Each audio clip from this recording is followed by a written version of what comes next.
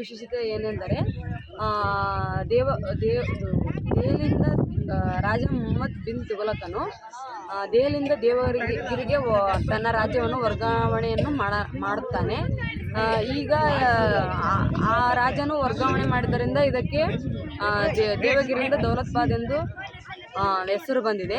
ದೌಲತಾಬಾದ್ ಈ ಕೋಟೆಯನ್ನು ಸೈಜ್ಗಳನ್ನು ಬಳಸಿ ಗಚ್ಚಿನಿಂದ ಮಿಕ್ಸ್ ಮಾಡಿ ನಿರ್ಮಾಣ ಮಾಡಲಾಗಿದೆ.